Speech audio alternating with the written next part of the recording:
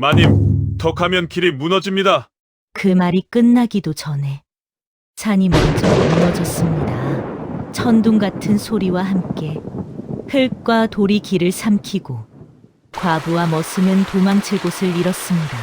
비를 피해 들어간 곳은 사람 하나 살지 않는 흉가.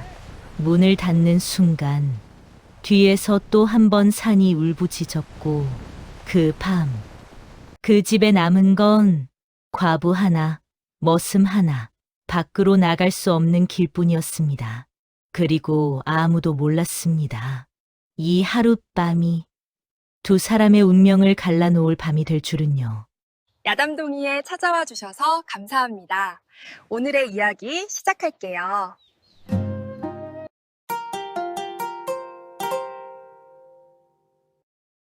옛날 옛적 한양에서 남쪽으로 사흘을 내려간 깊은 산골에 젊은 과부 윤소연이 살고 있었습니다. 26의 나이에 이미 홀몸이 된 소연은 시댁에서 조용히 쫓겨나는 신세가 되었지요. 표면적인 이유는 흉년으로 쌀이 부족하다는 것이었지만 소연은 진짜 이유를 알고 있었습니다. 남편 윤한걸이 죽기 전날 밤 그는 열에 들떠 헛소리를 하듯 말했습니다. 여보, 산속 큰 소나무 아래에 그날 밤 남편은 무언가 비밀을 털어놓으려 했으나 다음 날 아침 차갑게 식은 채 발견되었습니다. 마을 사람들은 급병이라 했지만 소연은 남편의 목에 남은 희미한 멍 자국을 보았습니다. 그리고 그날 이후 시어머니의 눈빛이 달라졌지요. 소연이 무언가 들었을지도 모른다는 의심의 눈초리였습니다. 결국 보름도 채 지나지 않아 소연은 작은 보따리 하나만 들고 시댁 대문을 나섰습니다. 시어머니는 친정으로 돌아가라며 모잣돈 몇 푼과 함께 머슴 한 명을 붙여주었습니다. 겉으로는 며느리를 배려하는 척이었지만 소연은 알고 있었습니다. 이것이 감시인지 호송인지 모를 일이라는 것을 말이지요. 머슴의 이름은 박두성이라 했습니다. 30 남짓한 나이에 키가 훤칠하고 어깨가 넓은 사내였지만 고개를 숙이고 있어 얼굴을 제대로 보기 어려웠습니다. 소연의 보따리를 받아 든 두성은 한마디 말도 없이 앞장서서 걸었습니다. 이상했습니다. 보통 머슴이라면 주인댁 며느리에게 이것저것 수다를 떨기 마련인데 두성은 입을 꾹 다물고 있었습니다. 게다가 소연과 눈도 마주치지 않으려 애쓰는 듯했지요. 하지만 묘하게도 소연은 그에게서 불안함보다는 안정감을 느꼈습니다. 마치 오래전부터 알던 사람처럼 익숙한 기운이 느껴졌던 것입니다. 산길은 험했습니다. 초여름이라 햇살은 따가웠지만 산속은 서늘했습니다. 두 사람은 말없이 걸었고 해는 점점 기울어 갔습니다. 그때 갑자기 하늘이 어두워지기 시작했습니다. 비가 오려나 봅니다. 두성이 처음으로 입을 열었습니다. 목소리는 낮고 차분했지만 어딘가 긴장한 기색이 역력했습니다. 소연이 하늘을 올려다보니 먹구름이 산을 뒤덮고 있었습니다. 서두르는 게 좋겠습니다. 두성은 걸음을 재촉했고 소연도 치마를 걷어 올리고 뒤따랐습니다. 하지만 그들이 산 중턱을 넘기도 전에 빗방울이 떨어지기 시작했습니다. 처음에는 한두 방울이던 것이 순식간에 쏟아지는 폭우로 변했지요. 천둥이 울려 퍼졌습니다. 번개가 하늘을 갈랐습니다. 소연의 옷은 금세 흠뻑 젖었고 머리카락이 얼굴에 달라붙었습니다. 두성은 자신의 도롱이를 벗어 소연에게 씌워주려 했지만 소연은 고개를 저었습니다. 괜찮습니다. 어서 갑시다. 그런데 그때였습니다. 땅이 울렸습니다. 처음에는 천둥 소리인 줄 알았으나 발바닥으로 전해지는 진동은 분명 땅에서 나는 것이었습니다. 두성의 얼굴이 굳어졌습니다. 뛰십시오. 두성이 소연의 손을 잡아 끌었습니다. 그 순간 뒤쪽에서 굉음이 들려왔습니다. 소연이 뒤를 돌아보니 산비탈이 무너져 내리고 있었습니다. 흙과 바위와 나무가 뒤섞여 거대한 파도처럼 밀려오고 있었지요. 두 사람은 정신없이 달렸습니다. 소연의 버선발이 찢어지고 피가 났지만 멈출 수 없었습니다. 두성은 소연의 손을 놓지 않았고 소연은 그의 손을 꽉 붙잡았습니다. 심장이 터질 듯 뛰었고 귀에서는 윙윙 소리가 났습니다. 간신히 산사태를 피했을 때 두 사람은 그대로 주저앉았습니다. 숨이 턱까지 차올랐고 온몸이 흙투성이었습니다.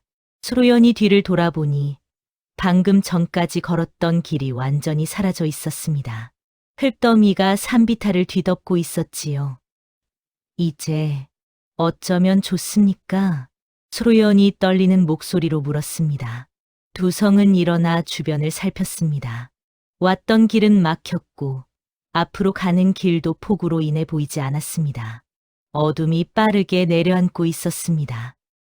저기 집이 있습니다. 두성이 가리킨 곳에 낡은 초가집 한 채가 보였습니다. 지붕은 반쯤 무너져 있었고 벽은 금이 가 있었지만 비를 피하기엔 충분해 보였습니다. 두 사람은 서둘러 그곳으로 향했습니다. 문을 밀고 들어서니 퀴퀴한 냄새가 코를 찔렀습니다. 오랫동안 사람이 살지 않은 집이었습니다. 하지만 비바람을 막아줄 수 있다는 것만으로도 감사했습니다. 소연은 구석에 주저앉았고 두성은 문을 닫았습니다.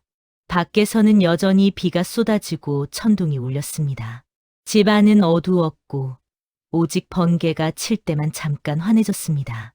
소연은 젖은 옷을 짜내며 몸을 떨었습니다. 날씨는 초여름이었지만 밤 산속에 냉기는 뼛속까지 스며들었습니다. 불을 피워야겠습니다. 두성이 말했습니다. 다행히 집 한쪽에 아궁이가 있었고 마른 나무 몇 조각이 남아 있었습니다. 두성은 부싯돌을 꺼내 불을 붙이려 했습니다. 그런데 그의 손이 멈췄습니다. 소연은 두성의 굳은 표정을 보았습니다. 무언가 잘못되었다는 것을 직감했지요. 이 고립이 단순한 자연재해가 아닐지도 모른다는 불안이 가슴 깊숙이 스며들었습니다. 아궁이 속 재가 따뜻했습니다. 완전히 식지 않은 재였습니다. 누군가 얼마 전까지 이곳에서 불을 피웠다는 뜻이었지요. 두성의 눈빛이 날카로워졌습니다. 그는 조용히 주변을 살폈습니다. 구석에 밥그릇이 있었습니다. 밥알이 아직 마르지 않았습니다. 벽에는 누군가 기대었던 흔적이 남아 있었습니다. 두성의 등줄기에 식은땀이 흘렀습니다.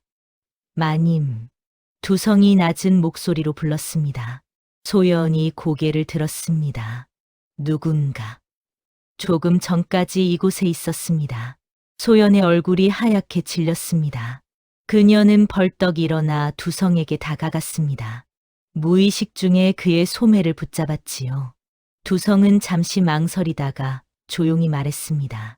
괜찮습니다. 제가 지키겠습니다. 그 말에는 머슴의 예의가 아니라 사내의 다짐이 담겨 있었습니다. 소연은 고개를 끄덕였습니다. 이상하게도 그의 말을 믿을 수 있었습니다. 두성은 불을 피웠습니다. 불빛이 집 안을 은은하게 밝혔습니다. 소연은 불가에 앉아 젖은 머리를 말렸습니다. 두성은 문 쪽을 지켰습니다. 둘 사이에 침묵이 흘렀지만 그것은 불편한 침묵이 아니었습니다. 하지만 안심할 수 없었습니다. 두성은 일어나 문을 확인했습니다. 빗장을 살피던 그의 얼굴이 굳어졌습니다. 빗장에 흙이 묻어 있었는데 그 흙은 집 안쪽이 아니라 바깥쪽에서 묻은 것이었습니다. 누군가 밖에서 이 문을 잠갔다가 열었다는 뜻이었습니다. 아니, 어쩌면 지금도 밖에서 지켜보고 있을지도 모릅니다. 두성은 소연을 돌아보았습니다. 그녀는 불을 쳐다보며 몸을 떨고 있었습니다. 두성은 자신의 겉옷을 벗었습니다. 젖어 있었지만 그래도 안 입는 것보다는 나았습니다. 그는 조용히 다가가 겉옷을 소연의 어깨에 덮어주었습니다. 추로우시면 이거라도. 소연은 고개를 들어 두성을 바라보았습니다. 불빛에 비친 그의 얼굴을 처음 제대로 보았습니다. 험상궂을 줄 알았는데 의외로 단정한 이목구비를 가진 사내였습니다. 눈빛은 깊었고 인매는 굳게 다물어져 있었습니다. 고맙습니다. 소연이 말했습니다. 두성은 고개를 끄덕이고 다시 문 쪽으로 돌아갔습니다. 소연은 그의 겉옷을 여미며 생각했습니다. 이 사람은 보통 머슴이 아니라는 것을 말이지요. 처음으로 둘 사이에 체온이 오갔습니다. 겉옷에 배어있는 따뜻함이 소연의 어깨를 감쌌습니다. 그것은 단순한 온기가 아니었습니다. 누군가 자신을 지켜 주려는 마음이었습니다. 밤이 깊어갔습니다. 빗소리는 여전했고 천둥은 점점 멀어져 갔습니다. 두성은 잠들지 않고 문을 지켰습니다. 소연도 잠들 수 없었습니다. 두려움도 있었지만 이 낯선 상황이 묘하게 비현실적으로 느껴졌기 때문입니다. 두성은 다시 한번 문을 살펴보았습니다. 빗장의 흙자국, 문틀에 남은 긁힌 흔적, 모든 것이 말하고 있었습니다. 누군가 그들을 이 안에 가두려 했다는 것을 말이지요. 마님, 두성이 조용히 불렀습니다. 예, 혹시 시댁에서 마님을 해치려 할 이유가 있습니까? 소연은 잠시 망설였습니다. 하지만 이제 숨길 때가 아니었습니다. 이 사내는 자신을 지키려 하고 있습니다. 진실을 말해야 했습니다. 남편이 죽기 전날 무언가를 말하려 했습니다. 산속의 비밀에 대해서요. 두성의 눈빛이 변했습니다. 그제야 모든 것이 이해되었습니다. 산사태도 이 집도 모든 것이 우연이 아니었습니다. 새벽녘 빗소리가 잦아들었습니다. 두성은 조심스럽게 문을 열고 밖을 살폈습니다. 어둠 속에서 무언가 움직이는 것 같았지만 확실하지 않았습니다. 그가 눈을 가늘게 뜨고 바라보니 산사태가 일어난 곳 위쪽 바위에서 희미한 연기 한 줄기가 피어오르고 있었습니다. 누군가 저곳에서 불을 피우고 있었습니다. 이 밤을 내려다보고 있었습니다. 두성의 주먹이 꽉 쥐어졌습니다. 이것은 우연이 아니었습니다. 산사태도 이 집도 모든 것이 계획된 일이었습니다. 두성은 문을 닫고 소연에게 돌아왔습니다. 소연은 잠들지 못하고 불을 쳐다보고 있었습니다. 두성은 그녀 맞은편에 앉았습니다. 산 위에서 누군가 그들을 지켜보고 있다는 사실은 두려웠지만 동시에 확신을 주었습니다. 아직 그들을 공격하지 않는다는 것은 무언가 기다리고 있다는 뜻이었습니다. 어쩌면 새벽이 되기를 아니면 다른 무언가를 기다리고 있는지도 모릅니다. 두성은 허리춤의 작은 단도를 확인했습니다. 크지 않은 칼이었지만 필요하다면 사용할 수 있었습니다. 그는 결심했습니다. 무슨 일이 있어도 소연을 지키겠다고 말이지요. 마님. 예, 이것은 자연재해가 아닙니다. 소연의 눈이 커졌습니다. 두성은 자신이 본 것을 말했습니다. 산 위의 연기, 밖에서 잠긴 문, 따뜻한 재. 누군가 이 모든 것을 준비했다는 것을 말이지요. 소연은 떨리는 손으로 입을 가렸습니다. 그녀도 알고 있었습니다. 시댁에서 자신을 내보낸 것이 단순히 쫓아내기 위함이 아니라는 것을 말이지요. 눈물이 그녀의 눈가에 맺혔습니다. 저는 아무것도 모릅니다. 남편이 무슨 말을 하려 했는지조차 목소리가 떨렸습니다. 두성은 조용히 말했습니다. 지금은 그것이 중요하지 않습니다. 중요한 것은 마님을 지키는 것입니다. 소연은 두성을 바라보았습니다. 왜 이 사람은 자신을 지키려 하는 것일까요? 단순한 머슴이라면 도망갔을 것입니다. 하지만 이 사내는 남아서 자신을 지키겠다고 말했습니다. 당신은 누구십니까? 두성은 잠시 침묵했습니다. 그리고 천천히 입을 열었습니다. 그저 해야 할 일을 하는 사람입니다. 그것은 대답이 아니었지만 소연은 더 묻지 않았습니다. 대신 그녀는 고개를 끄덕였습니다. 그렇다면 저도 당신을 믿겠습니다. 두 사람은 서로를 바라보았습니다. 불빛이 흔들렸고 그림자가 벽에 어른거렸습니다. 그 순간 둘은 알았습니다. 이제 서로를 지키는 동맹이 되었다는 것을 말이지요. 밖에서는 빗소리가 다시 거세졌습니다. 하지만 집 안에는 묘한 안정감이 감돌았습니다. 혼자가 아니라는 거, 누군가 함께한다는 것이 이토록 큰 힘이 되는 줄 몰랐습니다. 말씀드리겠습니다. 소연이 입을 열었습니다. 두성은 조용히 그녀를 바라보았습니다. 소연은 남편이 죽기 전날 밤의 일을 털어놓았습니다. 남편이 헛소리처럼 중얼거렸던 산속의 비밀, 큰 소나무 아래 묻힌 무언가, 그리고 다음 날 아침 차갑게 식은 채 발견된 남편의 모습을 말이지요. 남편의 목에는 멍이 있었습니다. 누가 봐도 병사가 아니었지요. 하지만 아무도 입을 열지 않았습니다. 소연의 목소리에는 슬픔과 분노가 섞여 있었습니다. 그리고 시어머니는 저를 보는 눈빛이 달라졌습니다. 마치 제가 무언가 들었을까 봐 두려워하는 듯한 눈빛이었지요. 두성은 조용히 들었습니다. 그의 얼굴에는 분노가 스쳐 지나갔습니다. 이를 악물었다가 천천히 풀었습니다. 그래서 저를 이렇게 산길로 내보낸 것입니다. 표면적으로는 친정으로 돌려보내는 척하지만 죽이려는 것이지요. 두성이 말을 끝맺었습니다. 소연은 고개를 끄덕였습니다. 저는 유일한 증인입니다. 남편이 무엇을 말하려 했는지는 모르지만 그들은 제가 알고 있다고 생각할 것입니다. 두성의 주먹이 꽉 쥐어졌습니다. 한 여인을 죽음으로 내몰다니, 그것도 이렇게 교묘한 방법으로 말이지요. 자연재해처럼 꾸며서 아무도 의심하지 못하게 하려는 계획이었습니다. 마님. 예, 제가 살아있는 한 그런 일은 없을 것입니다. 두성의 목소리에는 확신이 담겨 있었습니다. 소연은 그를 바라보았습니다. 눈물이 흘러내렸습니다. 두려움의 눈물이 아니라 감사의 눈물이었습니다. 두성은 이를 악물었습니다. 누군가 소연을 죽이려 하고 있습니다. 그의 분노는 머슴의 것이 아니라 지켜야 할 사람을 가진 사내의 분노였습니다. 그는 일어나 집 안을 천천히 걸었습니다. 머릿속으로 계획을 세웠습니다.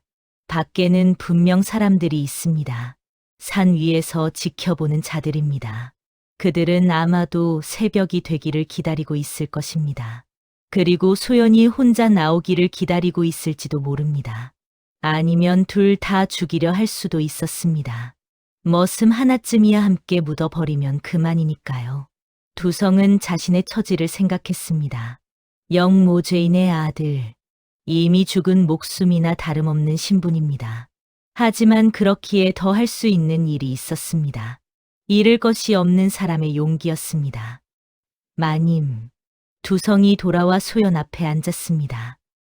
제가 길을 열겠습니다.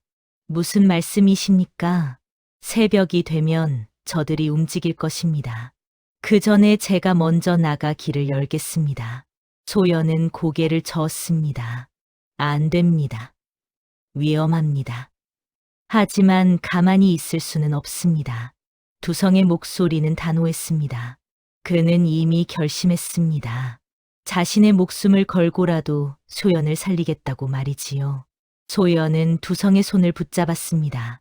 차가운 손이었지만 단단했습니다. 함께 가면 안 될까요?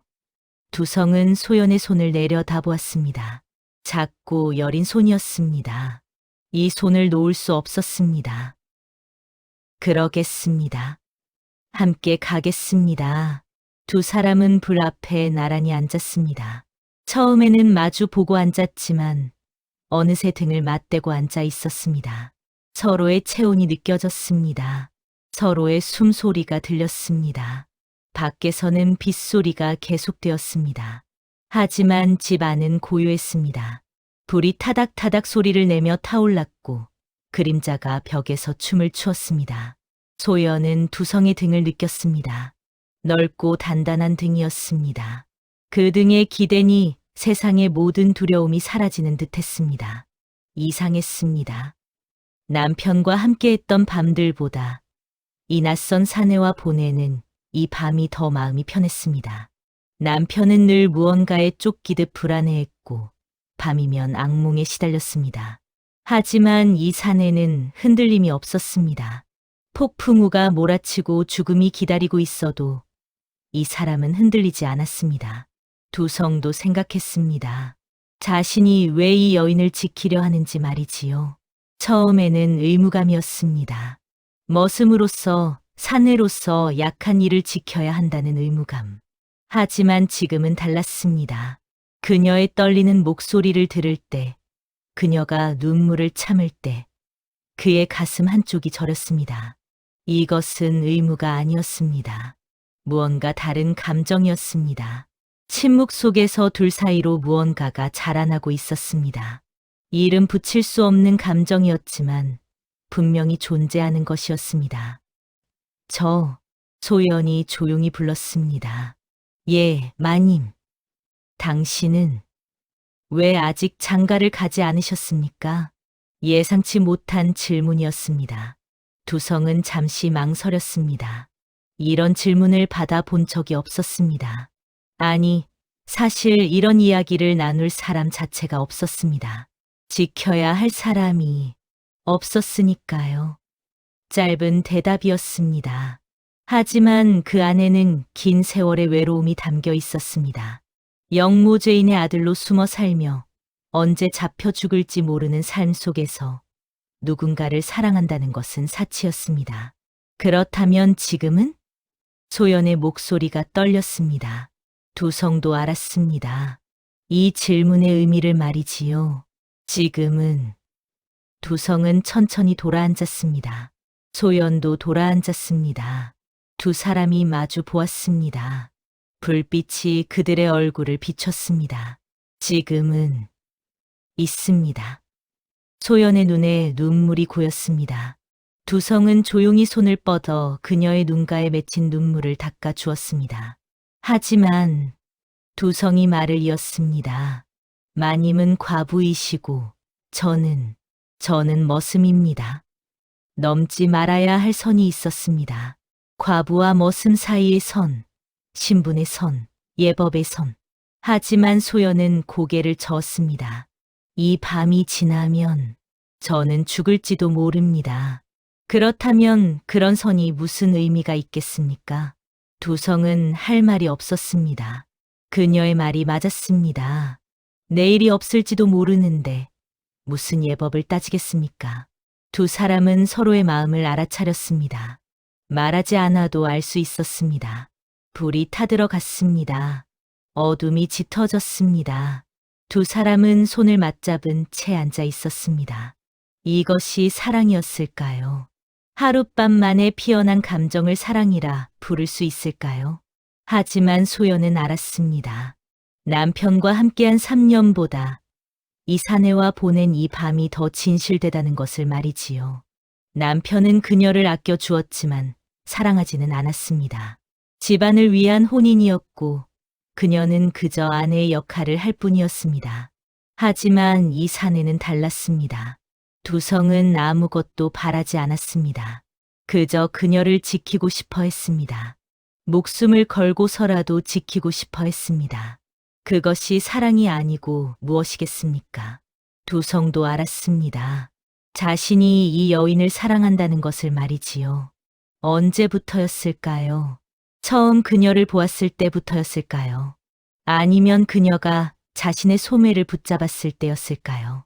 아니, 어쩌면 그녀가 눈물을 참으며 진실을 털어놓았을 때였을지도 모릅니다. 약하지만 강한 여인, 두려워하지만 무너지지 않는 여인, 그런 그녀에게 마음을 빼앗긴 것입니다. 마님, 저를 소연이라 불러주시겠습니까? 두성은 잠시 망설였습니다. 하지만 고개를 끄덕였습니다. 소연, 님은 빼주세요. 그냥 소연이라고만. 두성의 가슴이 뛰었습니다. 소연, 그 이름을 부르는 것만으로도 가슴이 벅차올랐습니다. 당신의 이름도 가르쳐 주세요. 두성입니다. 두성. 소연이 그 이름을 불렀습니다. 달콤하고 슬픈 목소리였습니다. 밤은 깊어만 갔습니다. 두 사람은 서로를 바라보았습니다. 더 이상 말이 필요 없었습니다. 불빛이 흔들렸고 그림자가 춤을 추었습니다. 타닥타닥 불이 피어오르는 화롯불 앞에서 두성을 바라보는 소연의 마음도 활활 타올랐습니다. 두성의 마음도 마찬가지였습니다. 넘을 수 없는 선을 알면서도 이 밤만큼은 마음이 먼저 무너졌습니다. 사랑이 분명해진 밤이었습니다. 새벽이 다가왔습니다. 밖에서 새들이 울기 시작했습니다. 빗소리는 완전히 멈췄습니다. 고요한 새벽이었습니다. 그런데 그때였습니다. 집 밖에서 발소리가 들렸습니다. 한 사람이 아니라 여러 사람의 발소리였습니다. 두성은 번개처럼 일어나 문 앞을 막아섰습니다. 소연도 벌떡 일어났습니다. 발소리는 가까워졌다가 멀어졌습니다. 집 주변을 맴돌고 있었습니다. 두성은 허리춤에 단도를 꺼내 쥐었습니다. 소연은 두성의 뒤에서 떨었습니다. 얼마나 있느냐? 밖에서 목소리가 들렸습니다. 둘입니다. 마님과 머슴. 머슴은 처리하고 마님은 산사태에 휩쓸려 돌아가신 것으로 하라. 냉정한 목소리였습니다. 소연은 손으로 입을 막았습니다. 두성의 얼굴이 굳어졌습니다. 문을 열어라. 밖에서 명령이 떨어졌습니다.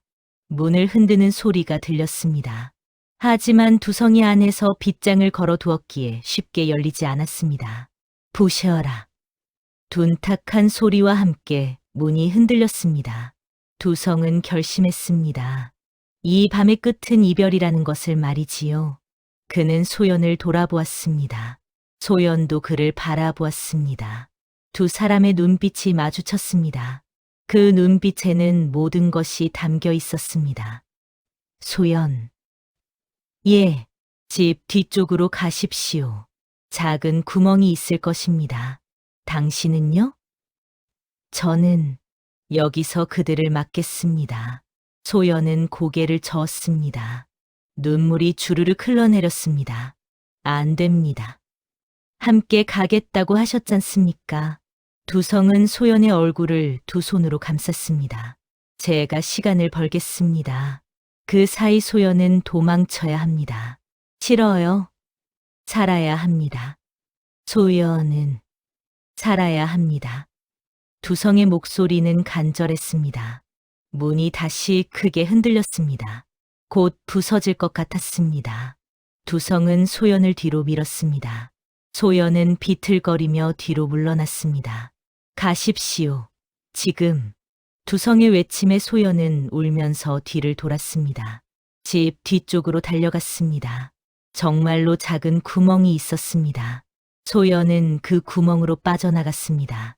소연이 빠져나간 직후 문이 부서졌습니다. 사내 셋이 칼을 들고 들어왔습니다.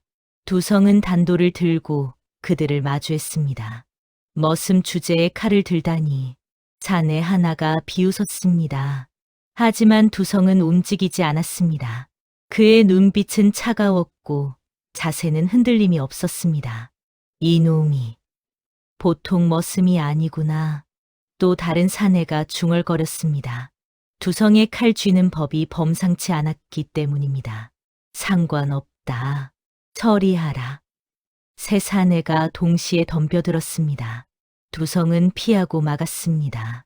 단도는 작았지만 빠르고 정확했습니다. 한 사내의 팔을 베었고 다른 사내의 다리를 찔렀습니다. 사내들은 놀랐습니다. 이 머슴은 무술을 아는 자였습니다. 그것도 제법 고수의 경지에 오른 자였습니다. 넌 대체 누구냐? 박진수의 아들, 박두성이다. 두성이 차갑게 말했습니다. 사내들의 얼굴이 하얗게 질렸습니다. 박진수, 10년 전 영모죄로 죽은 무관. 그의 아들이 살아 있었다는 말입니까? 그럼 넌 역적의 자식, 억울한 누명을 쓴 충신의 아들이다. 두성이 외쳤습니다. 그리고 다시 칼을 휘둘렀습니다. 사내들은 뒤로 물러섰습니다. 하지만 셋이서 한 명을 상대하는 것입니다. 두성은 점점 밀리기 시작했습니다. 팔에 상처가 났고 어깨에서 피가 흘렀습니다. 그래도 두성은 웃었습니다. 소연은 도망쳤습니다. 그것으로 충분했습니다. 내가 여기서 죽어도 소연은 살 것이다. 두성이 중얼거렸습니다. 그리고 마지막 힘을 다해 칼을 휘둘렀습니다. 소연은 숲속을 달렸습니다. 뒤에서 비명 소리가 들렸습니다. 칼 부딪히는 소리가 들렸습니다. 그리고 이내 고요해졌습니다. 소연은 멈춰 섰습니다. 뒤돌아가고 싶었습니다. 하지만 발이 떨어지지 않았습니다. 두성이 시간을 벌어준 것을 헛되이 할 수 없었습니다. 그때 뒤에서 발소리가 들렸습니다. 소연은 놀라 돌아보았습니다. 두성이었습니다. 온몸이 피투성이었지만 살아있었습니다. 두성. 소연이 달려가 그를 붙잡았습니다. 두성은 비틀거리며 그녀를 안았습니다. 괜찮습니까? 다치지 않았습니까? 저는 괜찮습니다. 하지만 당신은 두성의 몸에서 피가 흘러내렸습니다. 소연은 자신의 치마를 찢어 상처를 감쌌습니다. 눈물이 흘러내렸습니다. 미안합니다. 제 때문에 아닙니다. 제 선택이었습니다. 두성이 소연의 머리를 쓰다듬었습니다. 그리고 조용히 말했습니다. 길이 열렸습니다. 산사태를 치운 흔적이 보였습니다. 소연은 고개를 들었습니다. 정말로 멀리 길이 보였습니다. 하지만 기쁘지 않았습니다. 길이 열렸다는 것은 헤어져야 한다는 뜻이었기 때문입니다. 함께 가면 안 될까요? 소연이 애원했습니다. 하지만 두성은 고개를 저었습니다. 저는 역적의 아들입니다. 평생 쫓기며 살아야 합니다. 상관없습니다. 저도 함께 안 됩니다. 두성은 단호했습니다. 소연은 마을로 가야 합니다. 그리고 살아야 합니다. 저와 함께하면 소연도 끝까지 쫓길 것입니다. 그래도 저는 이미 죽은 몸이나 다름없습니다. 하지만 소연은 다릅니다. 소연은 살아야 합니다. 두성의 눈에 눈물이 맺혔습니다. 처음 보는 그의 눈물이었습니다. 제발 살아 주십시오. 소연은 더 이상 말할 수 없었습니다. 그저 두성을 꽉 안았습니다. 두성도 그녀를 안았습니다. 멀리 마을 종소리가 들렸습니다. 새벽이 밝아오고 있었습니다. 이별의 시간이었습니다. 이제 가야 합니다. 두성이 조용히 말했습니다. 소연을 풀어주었습니다. 소연은 그의 옷자락을 붙잡았습니다. 언제 다시 만날 수 있을까요? 두성은 대답하지 못했습니다. 다시 만날 수 있을까요? 아마도 이 생에서는 어려울 것입니다. 만약 다시 태어난다면, 소연이 떨리는 목소리로 말했습니다. 그때는 제가 먼저 당신을 찾아가겠습니다. 두성은 미소 지었습니다. 슬프지만 아름다운 미소였습니다. 저도 기다리겠습니다. 거짓말이었습니다. 둘 다 알고 있었습니다. 하지만 그 거짓말이 필요했습니다. 소연은 마지막으로 물었습니다. 이름만이라도 진짜 이름을 가르쳐 주세요. 두성은 잠시 망설이다가 조용히 말했습니다. 두성입니다. 박두성. 그것이 제 진짜 이름입니다. 박두성. 소연이 그 이름을 불렀습니다. 가슴에 새겼습니다. 저도 다시 말씀드립니다. 저는 윤소연입니다. 윤소연. 두성도 그 이름을 가슴에 새겼습니다. 그것이 두 사람이 나눈 마지막 대화였습니다.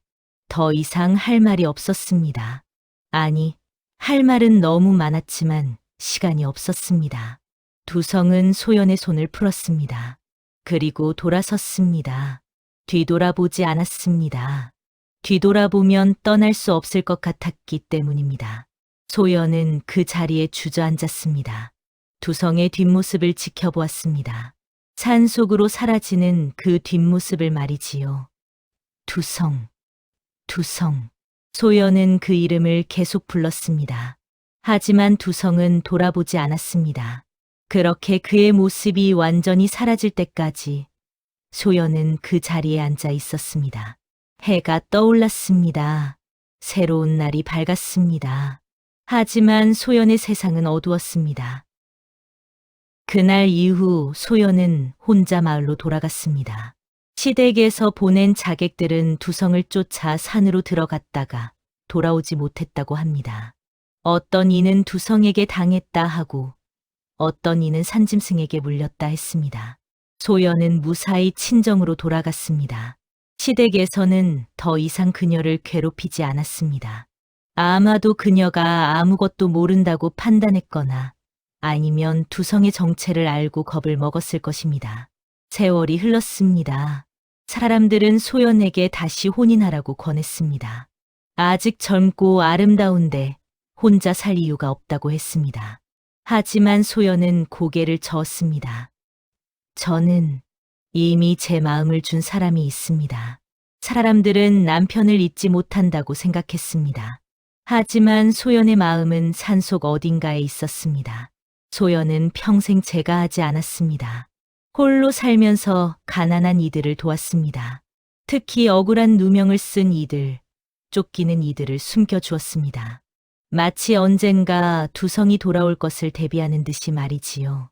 세월이 흘렀습니다. 소연의 머리는 휘어졌고 얼굴에는 주름이 생겼습니다. 하지만 그녀의 눈빛만은 여전히 맑았습니다. 비가 오는 밤이면 소연은 아궁이에 불을 지폈습니다. 그리고 조용히 속삭였습니다. 그날 밤 저는 사랑을 배웠습니다. 불빛이 흔들렸습니다. 마치 대답하듯이 말이지요. 소연은 미소 지었습니다. 슬프지만 아름다운 미소였습니다. 두성은 어떻게 되었을까요? 아무도 모릅니다. 어떤 이는 산속에서 은둔하며 살았다 하고 어떤 이는 멀리 변방으로 떠났다 합니다. 하지만 소연은 믿었습니다. 두성도 어딘가에서 자신을 기억하고 있을 것이라고 말이지요. 산사태는 길을 막았지만 두 사람의 마음은 이어졌습니다. 비록 함께할 수 없었지만 그 하룻밤은 평생을 지탱하는 힘이 되었습니다. 진정한 사랑은 시간이 아니라 깊이로 재는 것이라는 진리를 두 사람은 그날 밤 깨달았던 것입니다. 옛말에 일야춘몽이라는 말이 있습니다. 하룻밤 봄꿈처럼 더섭다는 뜻이지요. 하지만 어떤 꿈은 평생을 남습니다. 소연과 두성의 사랑이 그러했습니다. 이제 두 번째 이야기가 시작됩니다. 비가 추적추적 내리는 어느 날, 배를 끄는 며느리는 나가라! 시어머니의 차가운 목소리가 대청마루에 울려 퍼졌습니다. 서방님, 서방님. 처량하게 남편을 바라보았으나 그는 고개를 돌렸습니다. 옆에서는 첩이 거진 눈물을 흘리고 있었지요. 맨발로 쫓겨난 유씨 마님은 돌아볼 수 없었습니다. 그때였습니다. 천한 머슴만이 그녀를 따랐습니다. 그러나 이것은 끝이 아니었습니다. 아니, 오히려 시작이었지요. 억울하게 쫓겨났지만 지혜로웠던 한 여인의 삶이 어떻게 바뀌어가는지 한번 들어보실까요? 옛날 옛적 한양에서 남쪽으로 하루를 가야 닿는 어느 고을에 유씨 마님이라 불리는 여인이 살았습니다. 유씨 마님은 혼인한 지 3년이 지났으나 아직 자식을 보지 못했지요. 시어머니 송대부인의 안색은 나날이 어두워졌고 급기야 남편 최서방은 첩을 들이기에 이르렀습니다. 그 첩이 들어온 지 채 보름도 되지 않은 어느 날이었습니다. 송 대부인이 낯선 의원을 데리고 안채로 들어왔지요. 유씨, 몸이 불편한 곳은 없는가? 예, 마마님. 별다른 불편은 없나이다. 그러나 송대부인은 고개를 저으며 의원을 앞으로 나서게 했습니다. 의원은 유씨 마님의 맥을 짚더니 얼굴빛이 싹 굳어졌습니다. 이것 참. 의원의 손이 떨렸습니다. 유씨 마님을 바라보는 눈빛에는 기이한 두려움이 서려 있었지요. 어인일이오? 송, 대부인이 다급히 물었습니다. 이 마님의 몸에 흉한 기운이 크옵니다. 의원의 말 한마디에 방 안의 공기가 얼어붙었습니다. 의원은 붓을 들어 종이에 무언가를 적기 시작했습니다. 유씨 마님은 그 글씨를 보려 했으나 송대 부인이 손으로 가렸지요. 이 기운이 집안의 대를 막고 재물을 끊습니다. 의원의 말이 끝나자 첩소실이 방 한 구석에서 눈물을 흘리기 시작했습니다.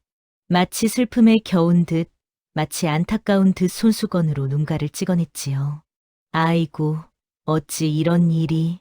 소실의 목소리는 떨렸지만 유씨 마님의 눈에는 그 떨림이 진심으로 보이지 않았습니다. 의원은 진맥서를 접어 송대 부인에게 건넸습니다. 붉은 도장이 찍힌 그 종이 한 장이 유씨 마님의 운명을 가를 줄은 그때는 아무도 몰랐지요. 대문 밖에서 이 광경을 지켜보던 머슴 돌쇠는 그 도장의 모양을 눈여겨보았습니다. 어딘가 본 듯한, 그러나 어디서 보았는지 떠오르지 않는 이상한 도장이었습니다. 돌쇠의 가슴 한편에는 불길한 예감이 스며들었지요. 사흘 후 대청마루에 최씨 집안의 모든 식구들이 모였습니다. 송 대부인이 진맥서를 펼쳐 들었지요. 이 집에 재앙을 들인 며느리는 나가라. 송 대부인의 목소리는 단호했습니다. 유씨 마님은 고개를 들어 남편을 바라보았지요. 최서방은 고개를 돌렸습니다. 혼인 3년 동안 함께 밤을 지새우며 속삭이던 그 사람이 이제는 유씨 마님을 바라보지도 않았습니다. 서방님. 유씨 마님이 불렀으나 대답은 없었습니다. 당장 짐을 싸서 나가거라. 송 대부인의 명령에 유씨 마님은 천천히 일어났습니다. 비단 옷도 금비녀도 혼수로 가져온 장롱도 모두 두고 갈 터였습니다.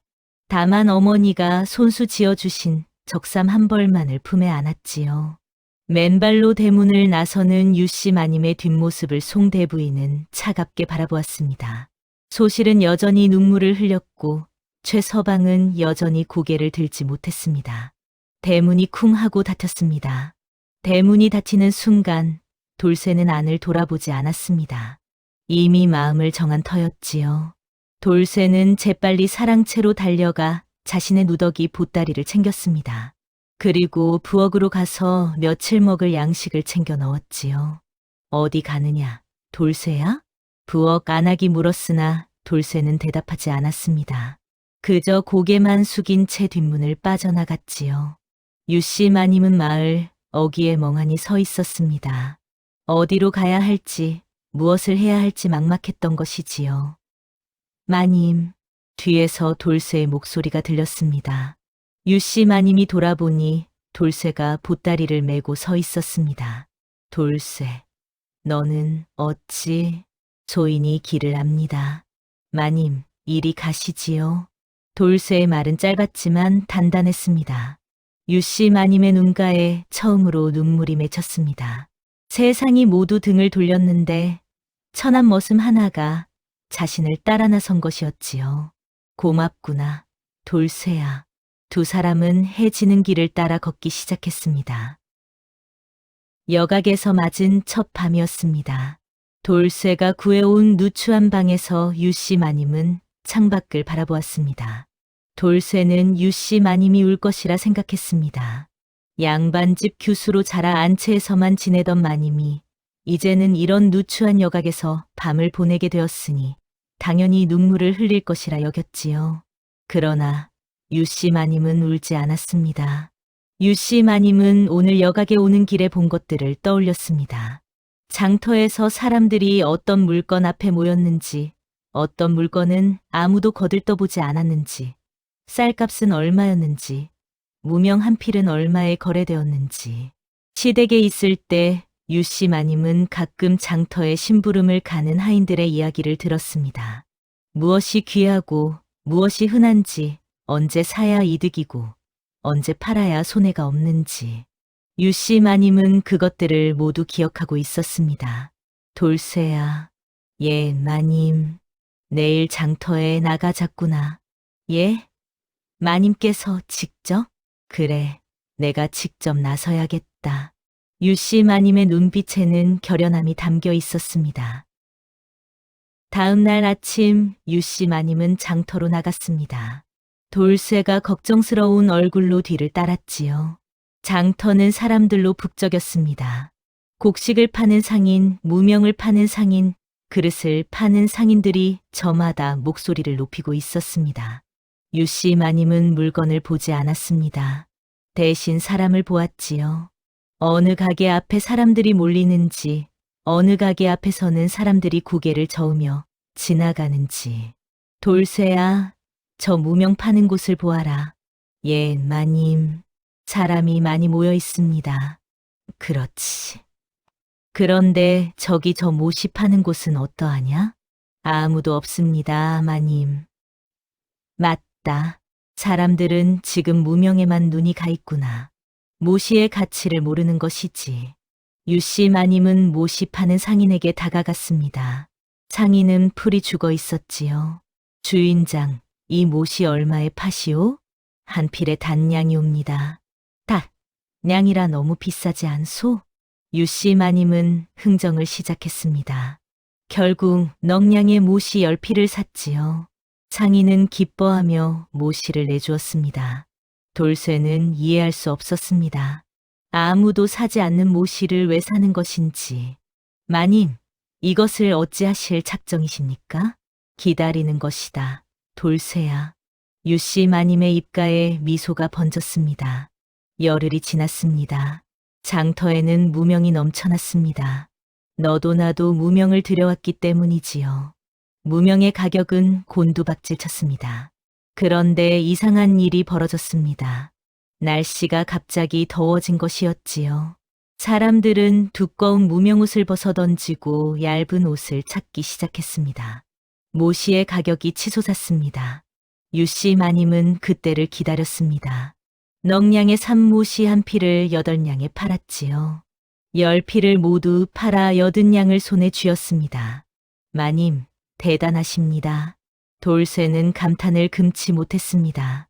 이것은 시작일 뿐이다, 돌쇠야.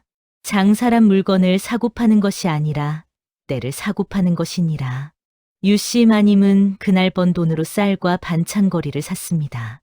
그리고 조금 나은 방을 얻었지요.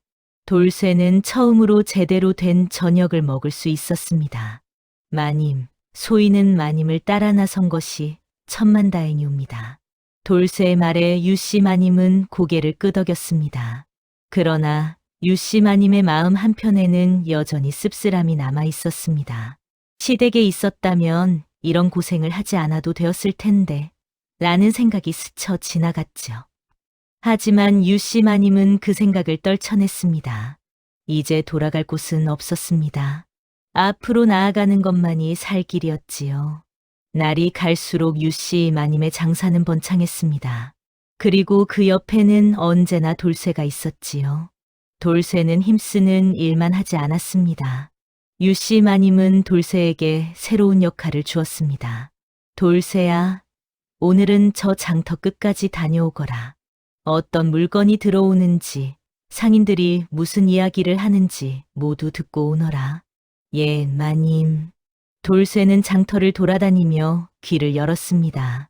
상인들의 수군거림, 행인들의 대화, 관청의 소식까지 모두 들었지요. 마님, 들었사옵니다. 북쪽 고을에서 홍수가 났다 하옵니다. 홍수라 그렇다면 곡식값이 오르겠구나. 그리고 관청에서 무명을 대량으로 사들인다는 소문이 있사옵니다. 호, 그것도 귀한 정보로다. 유씨 마님은 돌쇠가 가져온 정보로 다음 장사를 계획했습니다. 돌쇠는 이제 단순한 머슴이 아니었습니다. 유씨 마님의 눈과 귀가 되어 있었지요. 돌쇠야, 너는 참으로 영특하구나. 황공하옵니다, 마님. 내가 아니었다면 내가 어찌 이 장사를 할 수 있었겠느냐. 돌쇠는 유씨 마님의 칭찬에 얼굴이 붉어졌습니다. 천한 머슴으로 태어나 평생 구박만 받고 살았는데 이렇게 자신을 알아주는 이가 있다는 것이 꿈만 같았지요. 어느 날 유씨 마님은 도자기에 눈을 돌렸습니다. 아름다운 백자가 한 상인의 수레에 가득 실려 있었지요. 저 도자기를 사겠소. 마님, 이것은 값이 꽤 나갑니다. 돌쇠가 걱정스럽게 말했으나 유씨 마님은 흔들리지 않았습니다. 도자기 20점을 샀지요. 그런데 이번에는 계산이 빗나갔습니다.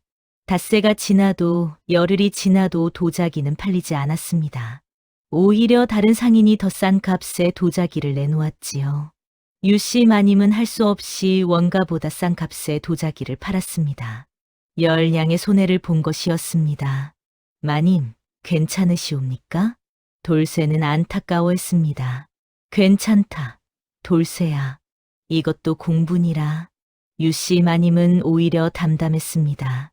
그날 밤 유씨 마님은 왜 도자기가 팔리지 않았는지 곰곰이 생각했습니다.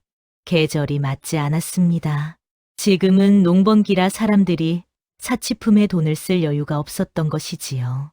또한 도자기를 사는 사람은 양반가뿐인데 양반가는 이미 좋은 도자기를 가지고 있었습니다. 이제 알았다. 물건에는 때가 있고 물건마다 사는 사람이 정해져 있구나. 작은 실패였지만 유씨 마님은 그 실패에서 큰 깨달음을 얻었습니다. 그리고 그 깨달음은 이후 장사에서 실수를 줄여주었지요. 석 달이 흘렀습니다. 유씨 마님의 이름은 이제 장터에서 제법 알려지기 시작했지요. 어느 날 젊은 상인 하나가 유씨 마님을 찾아왔습니다. 마님, 소인이 물어볼 것이 있사옵니다. 무엇이냐? 소인도 마님처럼 장사를 하고 싶사옵니다. 어찌하면 물건을 잘 팔 수 있사옵니까? 유씨 마님은 잠시 생각하더니 입을 열었습니다. 장사는 물건을 파는 것이 아니니라. 예, 그럼 무엇을 파는 것이옵니까? 사람의 마음을 사는 것이니라. 젊은 상인은 고개를 갸우뚱했습니다. 유씨 마님은 웃으며 설명을 이었습니다. 물건이 좋다고 해서 팔리는 것이 아니다. 사람들이 그 물건을 필요로 할 때, 그 물건이 그들의 마음에 들 때 비로소 팔리는 것이지. 그러니 물건보다 사람을 먼저 보아야 한다. 아, 그렇사옵니까? 젊은 상인은 깊이 절을 하고 돌아갔습니다. 돌쇠는 옆에서 감탄했습니다. 마님께서는 참으로 지혜로우십니다. 지혜라니 그저 시댁에서 귀동냥으로 들은 것을 써먹을 뿐이다. 유씨 마님은 겸손하게 말했지만 사실 그것은 단순한 귀동냥이 아니었습니다. 유씨 마님은 원래부터 총명했고 사람을 보는 눈이 남달랐던 것이지요. 다만 시댁에 있을 때는 그 재능을 발휘할 기회가 없었을 뿐이었습니다. 이제 유씨 마님은 자유로웠습니다. 그 자유 속에서 유씨 마님의 재능은 꽃을 피우기 시작했지요. 가을이 되었습니다. 유씨 마님이 장사를 시작한 지 6달이 지났지요. 이제 유씨 마님의 이름은 고을을 넘어 인근 장터까지 퍼졌습니다. 그 여인 말만 들으면 손해는 안 본다더라. 내가 직접 보았네. 한 번도 빗나가는 법이 없더군. 무슨 물건을 사야 할지 모르겠으면 그 여인이 사는 것을 따라 사면 된다네. 상인들은 유씨 마님을 찾아와 조언을 구했습니다. 유씨 마님은 인색하지 않게 자신이 아는 것을 나누어 주었지요. 그러자 더 많은 사람들이 유씨 마님을 따랐습니다. 어느 날 큰 상단의 주인이 유씨 마님을 찾아왔습니다. 마님, 소인의 상단에 함께 하실 생각은 없으십니까? 고맙지만 사양하겠소. 소인은 혼자 하는 것이 편하오. 유씨 마님은 정중히 거절했습니다. 큰 상단에 들어가면 더 큰 이익을 얻을 수 있었겠지만 유씨 마님은 자유를 잃고 싶지 않았습니다. 누군가의 명령을 받으며 살고 싶지 않았던 것이지요. 돌쇠는 걱정했습니다. 마님, 거절하셔도 괜찮으시겠습니까? 저 상단은 이 고을에서 가장 크다 하옵니다. 괜찮다, 돌쇠야. 우리는 우리 길을 가면 되느니라. 유씨 마님의 목소리는 단호했습니다. 그 단호함 속에는 시댁에서 쫓겨나며 깨달은 교훈이 담겨 있었지요. 누구에게도 기대지 말고 스스로의 힘으로 서야 한다는 것을 말입니다. 한편 유씨 마님을 쫓아낸 최씨 집안에는 먹구름이 드리워지고 있었습니다. 소실의 말을 따라 큰 거래를 시작한 최 서방은 연이어 손해를 보았지요. 봄에 사들인 곡식은 가격이 떨어져 손해를 보았고 여름에 들여온 무명은 팔리지 않아 창고에 쌓여만 갔습니다. 소실, 그대가 틀림없이 이익을 본다 하지 않았소? 서방님, 누가 알았겠나이까? 날씨가 이리 변할 줄을. 소실은 변명했지만 최 서방의 얼굴은 어두웠습니다. 대부인도 불안해지기 시작했습니다. 유 씨를 쫓아낸 뒤로 집안이 기울기 시작한 것 같았지요. 아니야, 우연이야. 그저 때가 나쁠 뿐이지. 대부인은 스스로를 달랬지만 마음 한편에서는 불안감이 커져갔습니다. 어느 날 송대부인의 친구가 찾아왔습니다. 대부인 들었소? 유 씨 마님이 장사로 큰 돈을 벌고 있다던데. 뭐라고? 유 씨가? 그렇다오. 이제 고을에서 모르는 이가 없을 정도라고 하더이다. 대부인의 얼굴이 굳어졌습니다. 쫓아낸 며느리가 잘 되고 있다는 소식이 달갑지 않았지요. 그럴 리가 없소. 저 계집이 무엇을 안다고. 아니, 정말이라오. 내 직접 장터에서 보았다오. 친구가 돌아간 뒤 송대부인은 혼자 앉아 생각에 잠겼습니다. 가슴 한편이 답답했지요. 유 씨 마님의 장사는 점점 더 커졌습니다. 이제는 물건을 사고 파는 것을 넘어 다른 상인들의 거래를 중개하기도 했지요. 마님, 이 비단을 한양까지 가져가고 싶은데 길을 아는 이가 없사옵니다. 그렇다면 내가 소개해 주리다. 저기 돌쇠를 보시오. 저 아이가 길을 잘 아니 함께 가도록 하시오. 유 씨 마님은 상인들을 연결해 주었고 그 대가로 작은 수수료를 받았습니다. 그것이 쌓여 큰 이익이 되었지요. 사람들은 유 씨 마님을 장사천재라 부르기 시작했습니다. 저 마님은 하늘이 내린 장사꾼이로다. 한 번도 큰 손해를 본 적이 없다더라. 그러나 유 씨 마님은 우쭐하지 않았습니다. 오히려 더욱 조심스러워졌지요. 돌쇠야, 나무는 너무 높이 자라면 바람에 쓰러지느니라. 우리는 욕심내지 말고 적당히 벌고 적당히 나누어야 한다. 예, 마님. 유 씨 마님은 번 돈의 일부를 가난한 이들에게 나누어 주었습니다. 굶주린 아이들에게 밥을 주고 헐벗은 노인들에게 옷을 주었지요. 사람들은 유 씨 마님을 더욱 존경하게 되었습니다. 돈만 아는 장사치가 아니라 마음씨 고운 어진이라고 칭송했지요. 유 씨 마님의 명성은 날로 높아져 갔습니다. 1년이 지났습니다. 유 씨 마님은 이제 작은 집을 장만했고 창고도 하나 가지게 되었지요. 돌쇠도 이제는 누더기를 벗고 깨끗한 옷을 입을 수 있게 되었습니다. 유 씨 마님은 돌쇠를 머슴이 아닌 동업자로 대했지요. 돌쇠야, 이제 너는 내 동료다. 앞으로는 반말을 쓰지 말고 존댓말을 쓰거라. 아니옵니다, 마님. 소인은 평생 마님을 섬기겠나이다. 돌쇠는 극구 사양했습니다. 유 씨 마님이 자신의 은인이었기 때문이지요. 어느 날 고을 수령이 유 씨 마님을 불렀습니다. 마님, 그대의 소문을 들었소. 참으로 대단하오. 황공하옵니다, 대감마님. 이제 그대는 이 고을의 거부나 다름없소. 앞으로도 고을을 위해 힘써 주시오. 수령의 말에 유 씨 마님은 공손히 절을 올렸습니다. 그러나 집으로 돌아온 유 씨 마님의 생활은 여전히 검소했습니다. 비단 옷을 입지 않았고 사치스러운 음식을 먹지 않았지요. 마님, 이제는 좋은 옷을 입으셔도 되지 않겠나이까? 아니다, 돌쇠야. 사치는 사람을 망치느니라. 나는 시댁에서 배웠다. 허세를 부리다가 집안이 기울 수 있다는 것을 말이다. 유 씨 마님은 번 돈을 저축하고 땅을 조금씩 사모았습니다. 눈에 보이지 않는 곳에 재산을 쌓아가는 것이었지요. 어느 가을날이었습니다. 장터에 낯익은 얼굴들이 나타났지요. 최 서방과 송대부인이었습니다. 유 씨 마님은 그들을 보자 걸음을 멈추었습니다.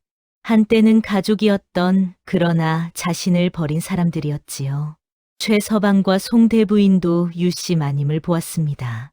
그들의 얼굴은 초췌했고 옷은 예전만큼 화려하지 않았습니다.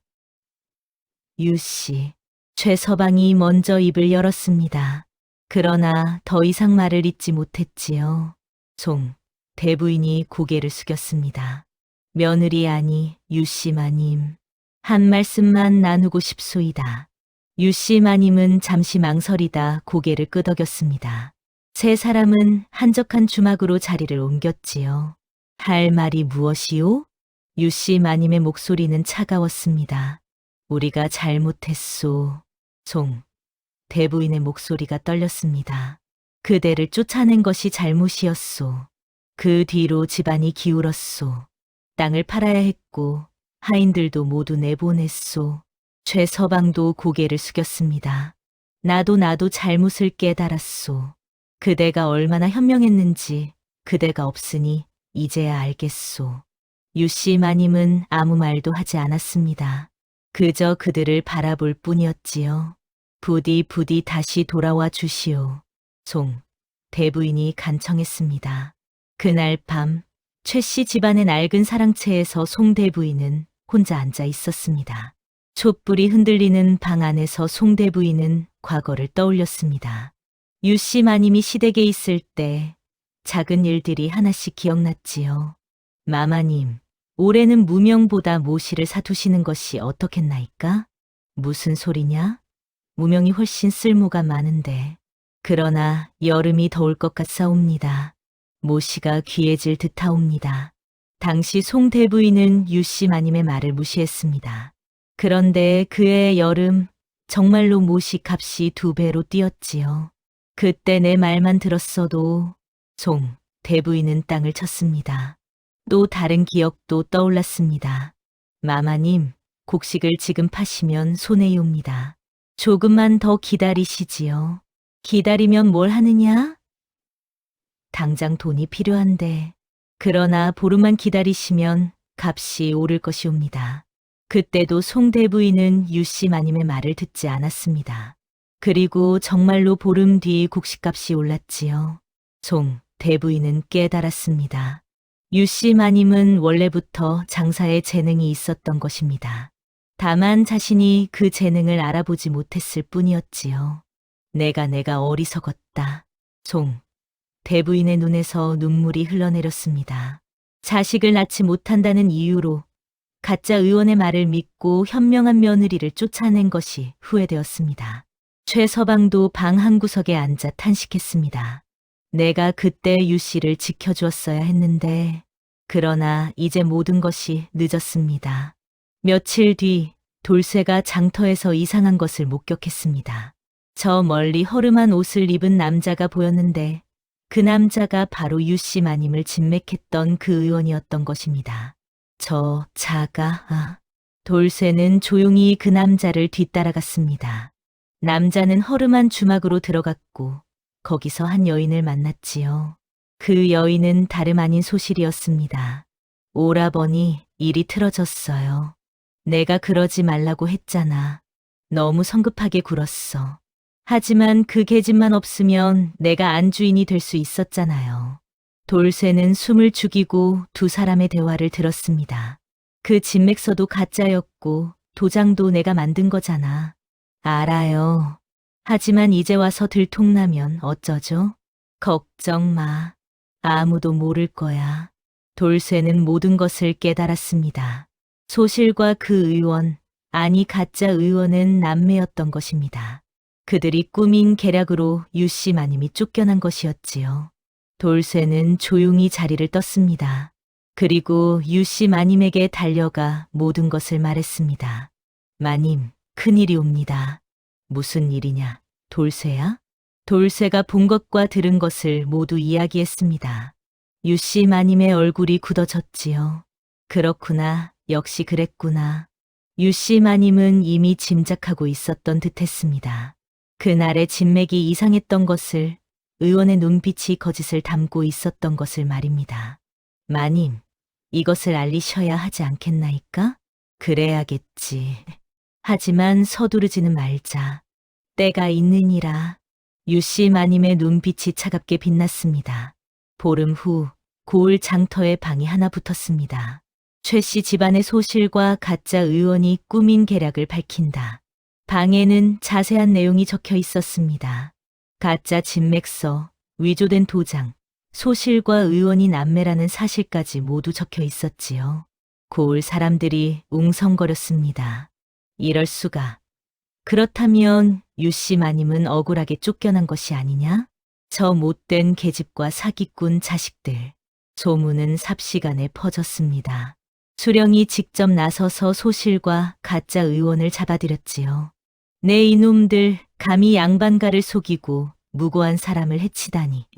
소실과 가짜 의원은 곤장을 맞고 고을에서 쫓겨났습니다. 최 씨 집안은 더욱 망신을 당했습니다.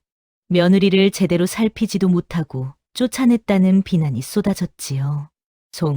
대부인은 집안에 틀어박혀 나오지 못했습니다. 최 서방은 사람들을 마주할 면목이 없었습니다. 이제 우리는 완전히 끝장이로구나. 최 서방은 탄식했습니다. 한편 유씨 마님에게는 동정과 존경이 쏟아졌습니다.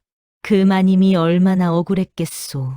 그런데도 묵묵히 제 길을 갔으니 참으로 대단한 분이시오. 유씨 마님의 명성은 더욱 높아졌습니다. 그러나 유씨 마님은 여전히 겸손했지요.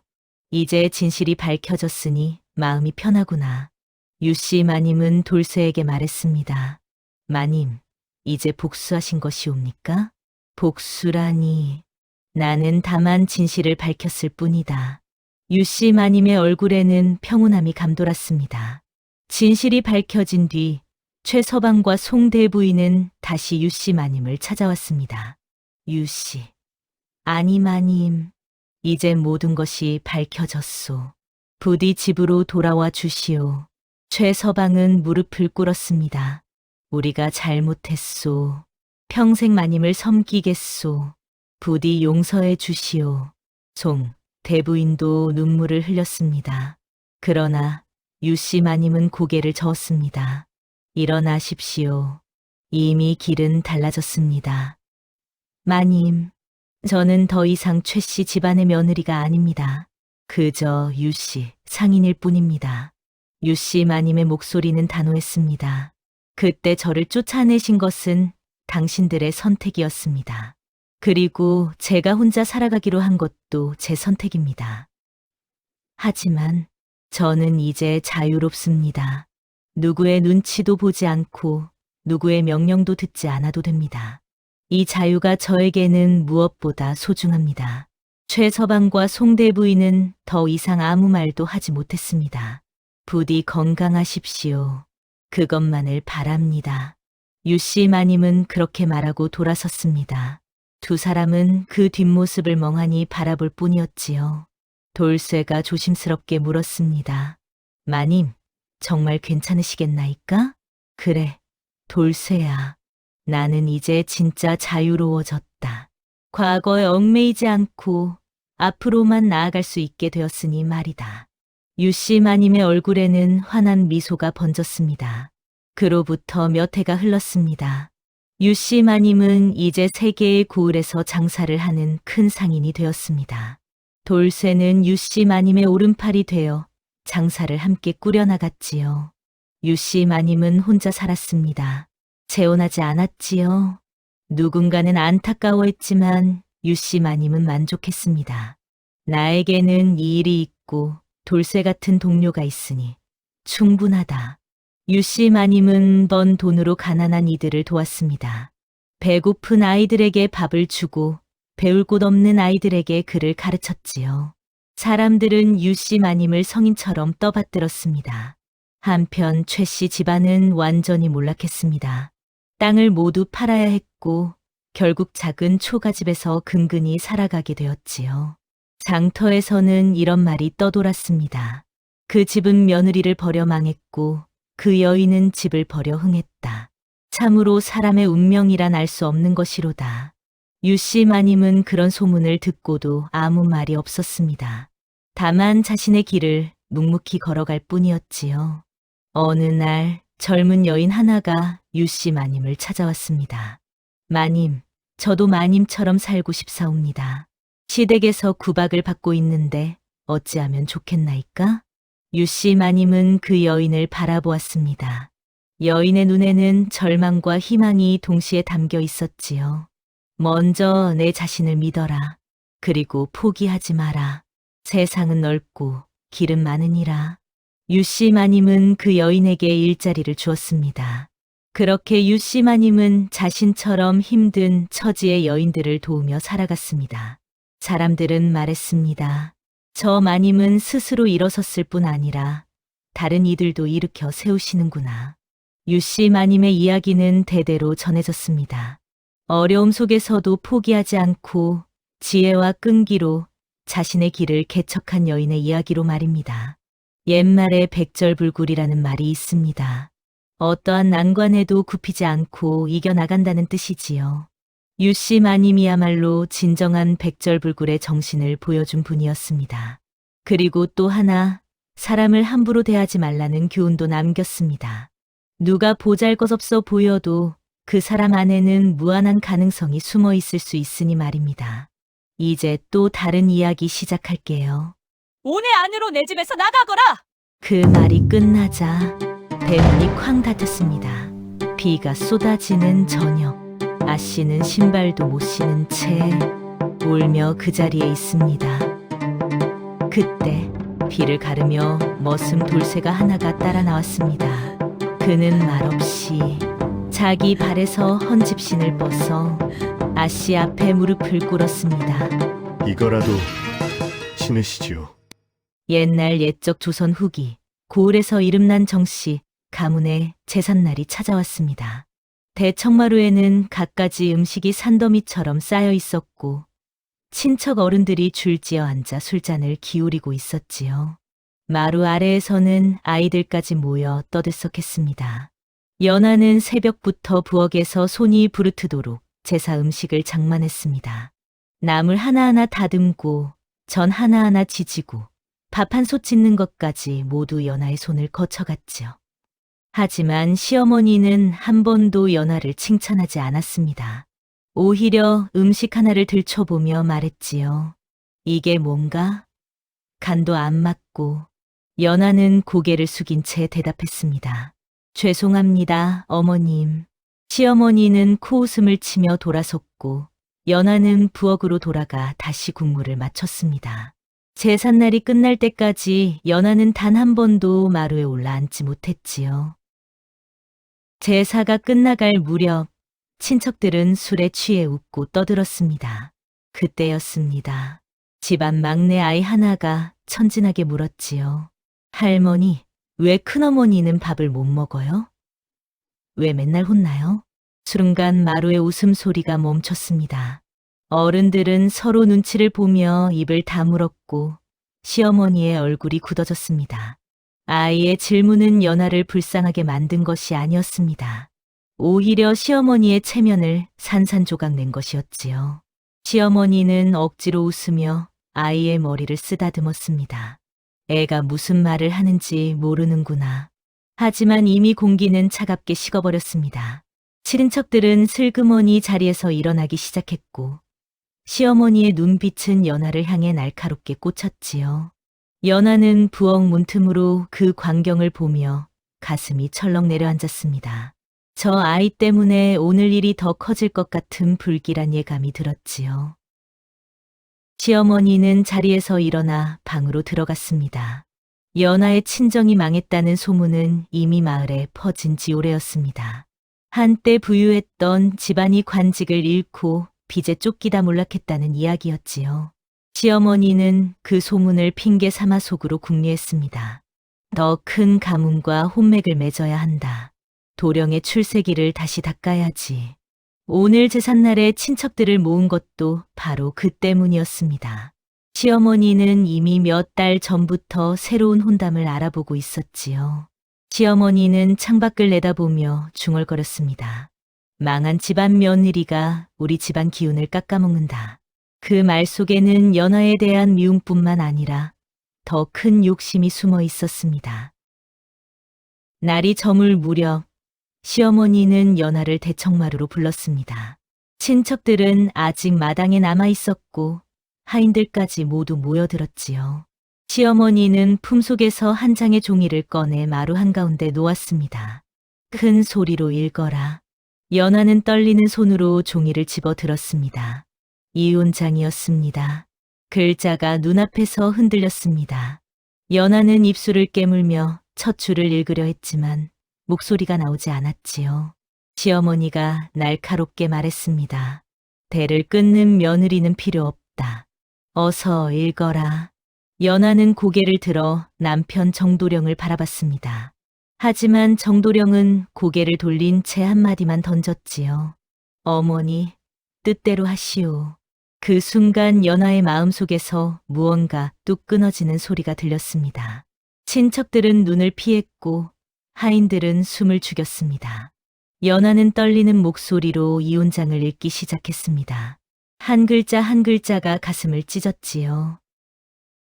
연하는 마지막 글자까지 읽고 나서 종이를 내려놓았습니다. 울음이 목까지 차올랐지만 연하는 소리내 울지 않았습니다. 소리내 울면 끝이라고 생각했기 때문이었지요. 하지만 시어머니는 거기서 멈추지 않았습니다.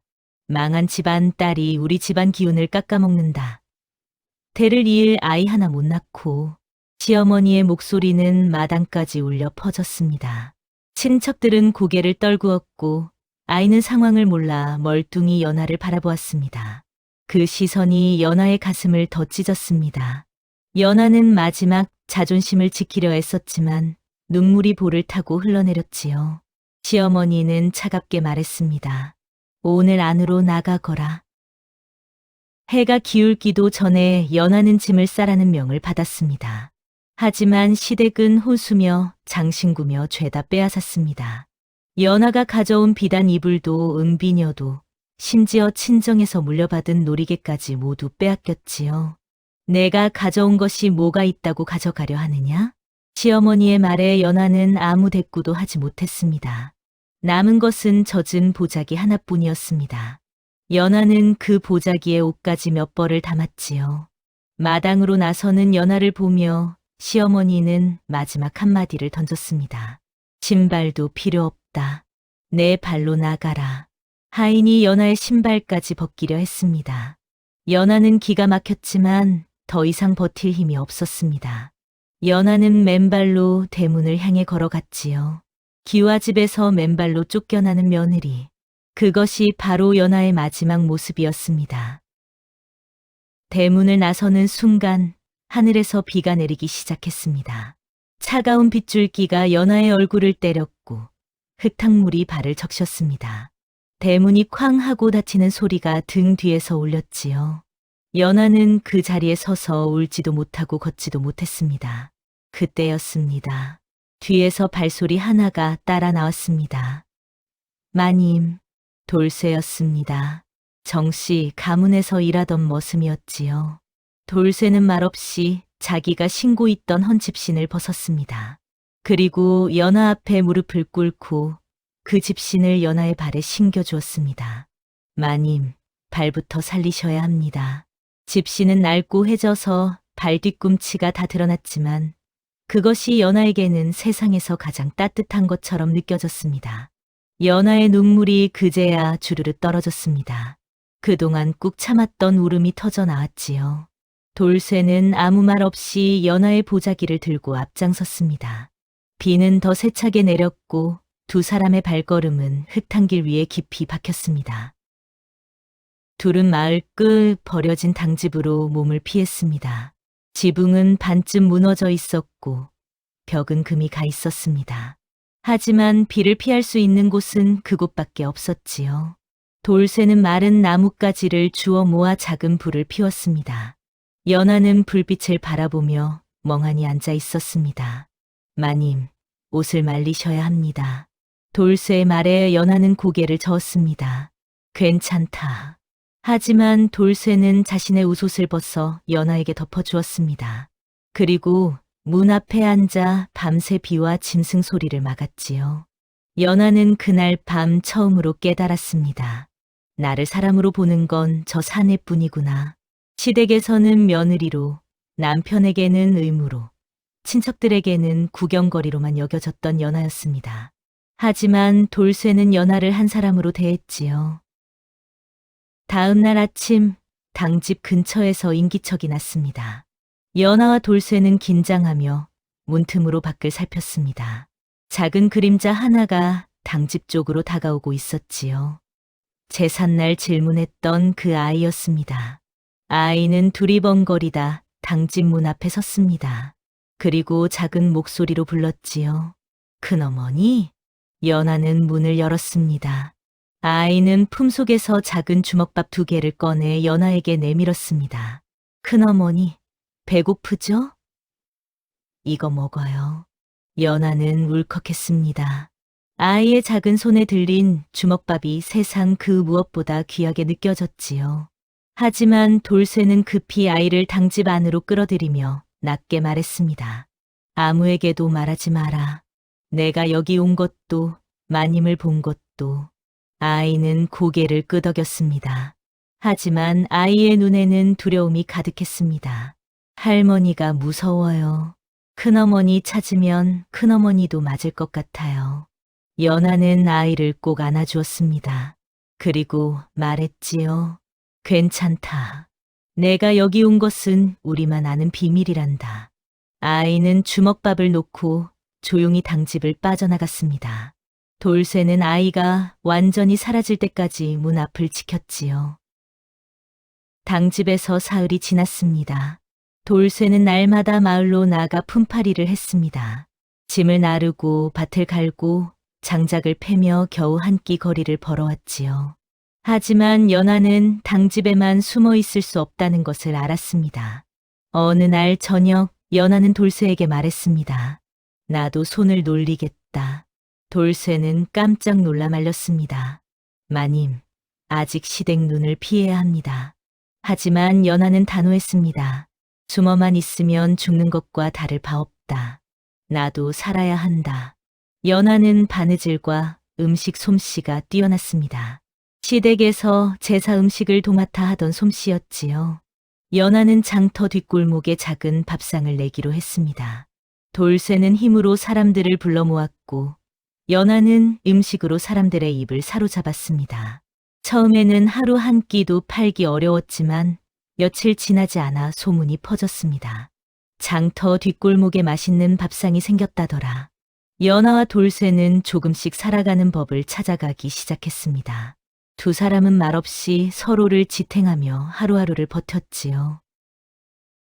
연아의 밥상이 장터에서 소문나자 시세 많은 이들도 생겨났습니다.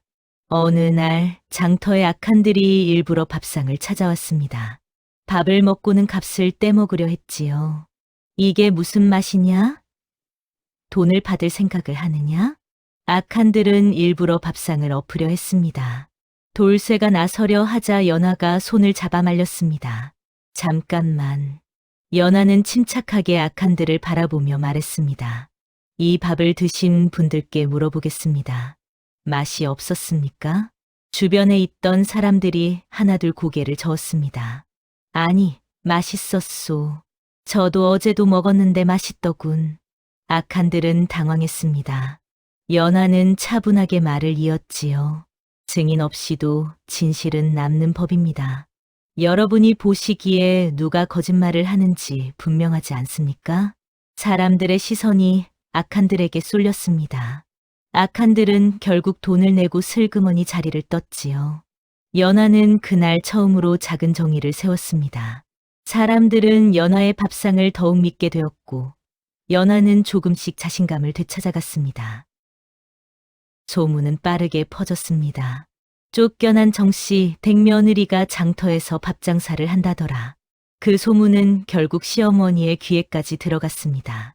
시어머니는 분노로 얼굴이 벌겋게 달아올랐습니다.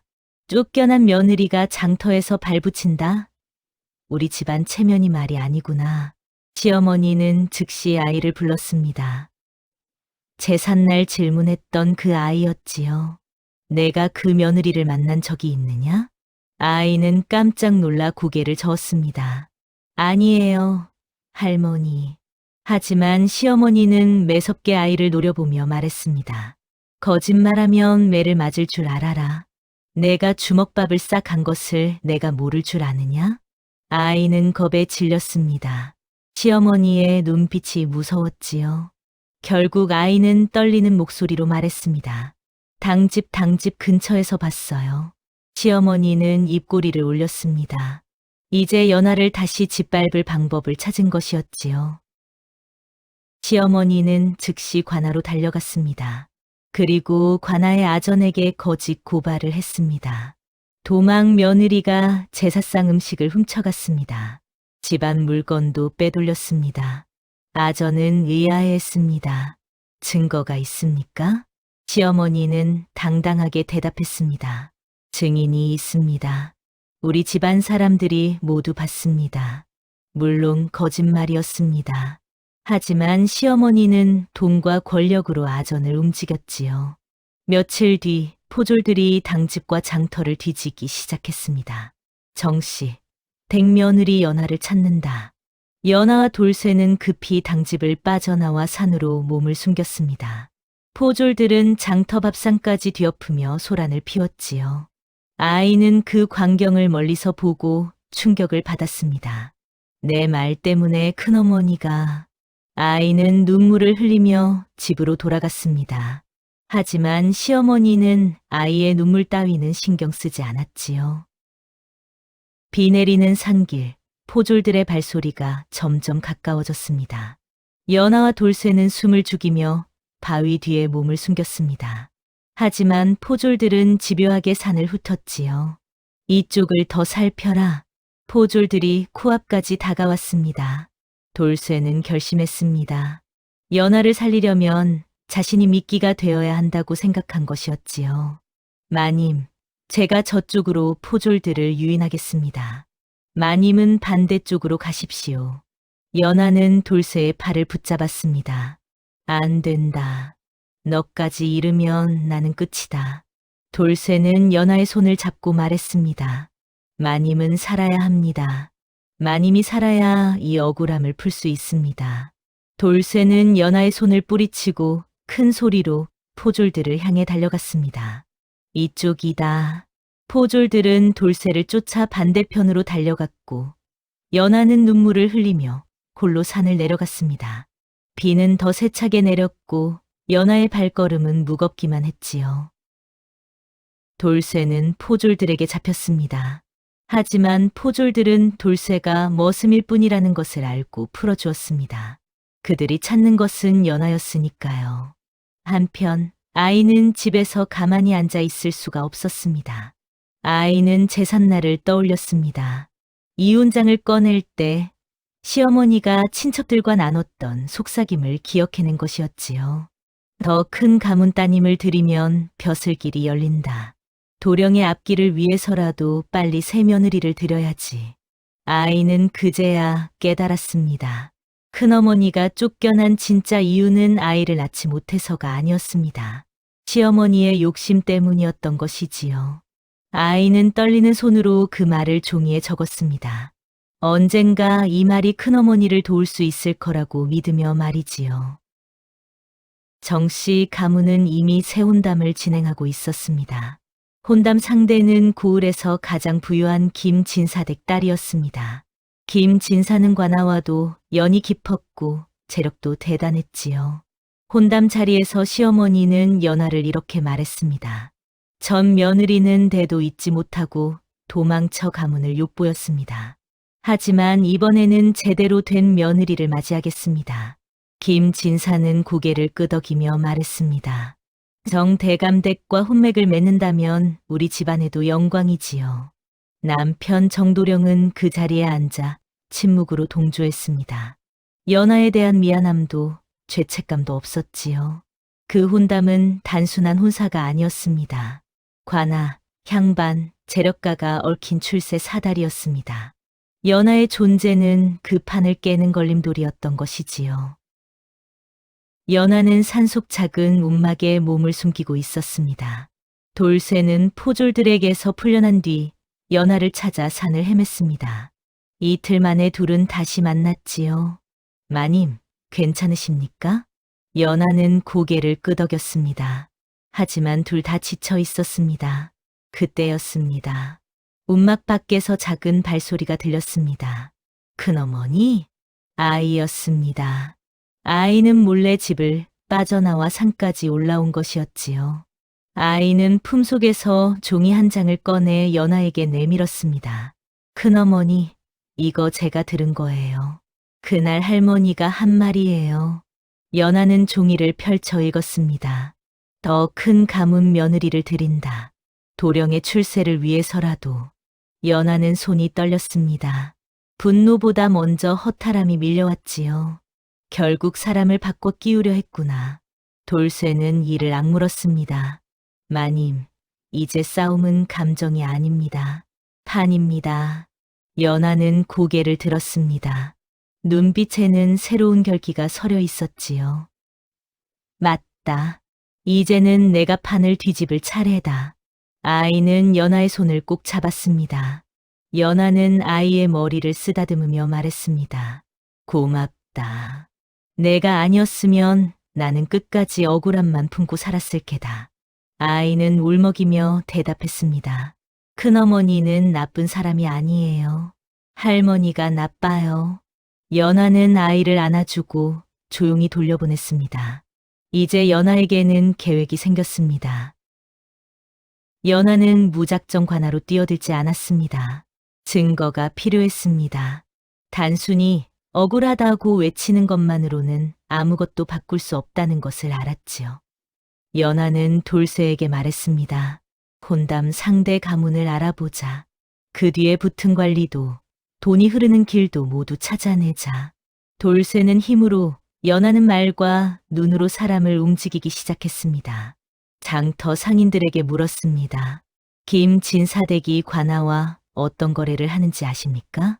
혼담의 들러리로 섰던 친척들을 찾아갔습니다. 그날 시어머니가 무슨 말을 하셨는지 기억하십니까? 시어머니의 심부름을 하던 하인들에게도 물었습니다. 새 며느리를 드리려는 이유가 뭡니까? 작은 진술 하나하나가 모여 큰 그물이 되었습니다. 연하는 밤낮 없이 증거를 모았습니다. 시어머니가 얼마나 오래전부터 연하를 쫓아낼 계획을 세웠는지, 새 혼담이 단순한 혼사가 아니라 출세와 재물을 위한 거래인지 그 모든 것이 하나씩 드러나기 시작했지요. 돌쇠는 연하의 모습을 보며 감탄했습니다. 마님은 정말 대단하십니다. 연하는 고개를 저었습니다. 대단한 게 아니라 살아남기 위해 발버둥 치는 것뿐이다. 혼담이 성사되는 날이 다가왔습니다. 정씨 가문은 대청마루에 잔치상을 차리고 김진사댁 식구들을 맞이할 준비를 했습니다. 그날 연하는 대문 앞에 섰습니다. 사람들이 모여들었습니다. 장터 상인들, 친척들, 마을 사람들까지 모두 모였지요. 시어머니는 대문 밖의 소란을 듣고 나왔습니다. 연하를 보자 얼굴이 하얗게 질렸습니다. 내가 어떻게 여기에? 연하는 침착하게 말했습니다. 제가 왜 쫓겨났는지 이제 모두에게 말씀드리겠습니다. 연하는 손에 든 종이들을 하나씩 펼쳐 보였습니다. 증언, 편지, 혼담 문서까지 모두 있었지요. 이 혼담은 출세를 위한 거래입니다. 저를 쫓아낸 이유는 대를 잇지 못해서가 아니라 더 큰 가문과 혼맥을 맺기 위해서였습니다. 사람들이 웅성거렸습니다. 그때 아이가 나섰습니다. 할머니는 처음부터 큰어머니 탓이 아니었어요. 더 좋은 며느리 드리려고 했어요. 아이의 말에 사람들의 시선이 시어머니에게 쏠렸습니다. 시어머니는 변명하려 했지만 이미 늦었습니다. 친척들조차 고개를 돌렸지요. 남편 정도령이 나섰습니다. 연하, 이제 그만하고 들어오지 않겠소? 연하는 차갑게 웃었습니다. 돌아가지 않겠습니다. 저를 사람으로 대하지 않은 집에 무슨 미련이 있겠습니까? 돌쇠는 대문 앞을 막고 말했습니다. 이 문은 그날 이미 닫혔습니다. 김진사댁 식구들은 황급히 자리를 떠났습니다. 혼담은 그 자리에서 무산되었지요. 시어머니는 마루에 주저앉았고 정도령은 고개를 들지 못했습니다. 연하는 돌아서며 마지막 한마디를 남겼습니다. 사람을 사람으로 대하지 않으면 결국 모든 것을 잃게 됩니다. 연하는 다시는 누구의 며느리로 살지 않기로 했습니다. 장터의 밥상은 더 커졌습니다. 억울한 과부들, 굶주린 아이들, 갈 곳 없는 사람들이 모여들었지요. 연하는 그들에게 따뜻한 밥을 주고 일자리를 나눠주었습니다. 사람들은 연하를 마님이 아니라 연하 아씨라고 불렀습니다. 돌쇠는 여전히 연하 뒤에 서 있었습니다. 하지만 이제 연하는 돌쇠를 머슴이 아닌 한 사람으로 대했습니다. 돌쇠, 고맙다. 내가 아니었으면 나는 여기까지 오지 못했을 게다. 돌쇠는 고개를 숙이며 대답했습니다. 마님이 저를 사람으로 봐주셨기에 저도 여기까지 올 수 있었습니다. 연하는 집 문턱에 낡은 헌 집신 하나를 걸어두었습니다. 그날, 비 오는 날 돌쇠가 신겨준 그 집신이었지요. 사람들이 물었습니다. 왜 헌 집신을 걸어두십니까? 연하는 잔잔히 웃으며 대답했습니다. 비 오는 날 사람 하나를 살린 것은 이 집신이 아니라 그 마음이었습니다. 이 집신은 저에게 사람을 사람으로 대하는 것이 무엇인지 가르쳐 준 것이지요. 세월이 흘렀습니다. 정씨 가문은 결국 몰락했습니다. 욕심이 화를 불렀고 사람을 사람으로 대하지 않은 대가를 치른 것이었지요. 반면 연하의 집은 날로 번성했습니다. 사람들이 모여들었고 그곳에서는 신분을 따지지 않았습니다. 연하는 마지막까지 한 가지 원칙을 지켰습니다. 사람을 사람으로 대하라. 옛말에 이런 말이 있습니다. 하늘은 스스로 돕는 자를 돕는다고 말이지요. 연하는 스스로 일어섰고 사람들을 따뜻하게 대했습니다. 그 결과 연하는 진정한 행복을 찾을 수 있었습니다. 욕심은 결국 화를 부르고 진심은 사람을 모은다는 교훈을 우리는 이 이야기에서 배울 수 있습니다. 다음 영상을 빠르게 만나보시려면 좋아요와 구독을 눌러주세요. 그럼 더 재미있는 영상으로 찾아뵙겠습니다. 모두 행복한 하루 보내세요.